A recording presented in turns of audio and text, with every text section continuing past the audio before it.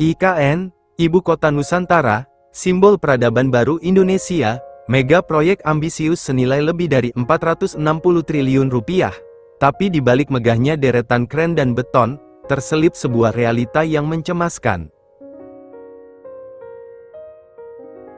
Prostitusi, kata yang belakangan ini menggema di kawasan IKN. Bukan isapan jempol. Dalam rentang waktu hanya beberapa bulan di tahun 2025, Satpol PP Kabupaten Penajam Pasir Utara, wilayah administratif yang menaungi sebagian besar kawasan inti IKN, telah mengamankan total 64 orang pekerja seks komersial dalam 3 gelombang operasi.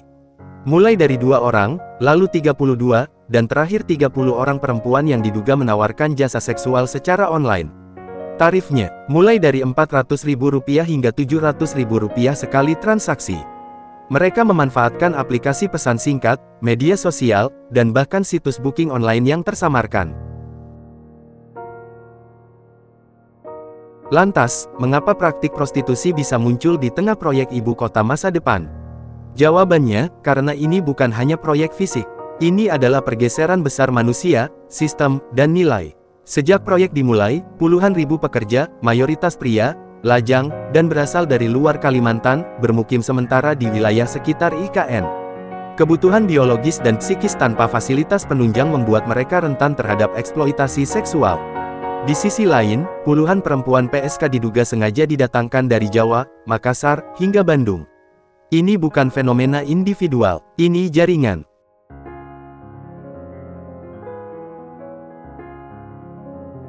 Pemerintah daerah bergerak cepat, warung remang-remang dibongkar, guest house yang dicurigai diawasi, Satpol PP bekerja keras bersama kepolisian.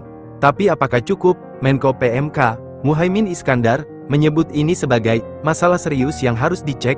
DPR pun angkat suara, mendesak penindakan menyeluruh terhadap jaringan mucikari, bukan hanya pemakai dan pekerjanya.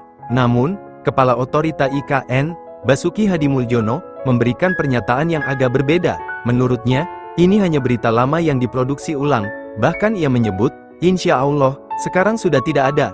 Lalu siapa yang harus kita percaya? Fakta di lapangan, atau klaim politik yang steril? Fenomena ini bukan hanya soal moral pribadi, ini adalah alarm sosial. Bahwa di tengah ambisi besar membangun kota futuristik, negara lupa membangun sistem perlindungan sosial yang kokoh.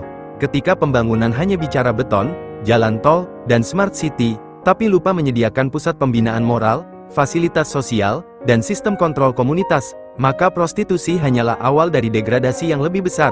Lebih dari itu, prostitusi online adalah bagian dari industri digital bawah tanah. Disinilah kapitalisme bertemu seks, lewat aplikasi, private room, dan algoritma sunyi.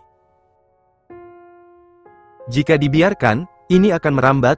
Prostitusi membawa risiko penyakit menular seksual, perdagangan manusia, kekerasan berbasis gender, bahkan penyalahgunaan narkoba. Lebih buruk lagi, hal ini akan membentuk persepsi global bahwa IKN, yang digadang sebagai ibu kota hijau, inklusif, dan cerdas, hanyalah kota proyek yang melahirkan penyakit sosial kelas bawah. Lantas apa yang bisa dilakukan? Pertama, harus ada operasi digital forensik untuk menelusuri jaringan mucikari dan platform yang digunakan. Kedua, semua penginapan di sekitar IKN wajib memiliki sistem registrasi identitas, diawasi oleh Satuan Gabungan Pemda, Kepolisian, dan IKN. Ketiga, negara harus hadir dalam bentuk edukasi kesehatan seksual, penyuluhan moral, dan program pembinaan sosial bagi pekerja konstruksi dan warga lokal. Dan keempat, buka ruang partisipasi masyarakat sipil, LSM, dan lembaga agama dalam proses pembangunan kota. Karena kota tanpa masyarakat adalah rongsokan beton. IKN bisa jadi masa depan, tapi masa depan tidak bisa dibangun dengan membiarkan masa kini membusuk. Prostitusi di sekitar IKN bukan hanya isu moral, tapi tanda bahwa pembangunan tanpa jiwa akan menghasilkan kota yang kosong nilai. Ini bukan soal perempuan yang menjual diri, tapi sistem yang membiarkan tubuh menjadi komoditas. Mari bersuara, mari awasi, karena ibu kota bukan hanya soal siapa yang membangun, tapi siapa yang dijadikan korban. Progressive Space, suara untuk bangsa yang berpikir.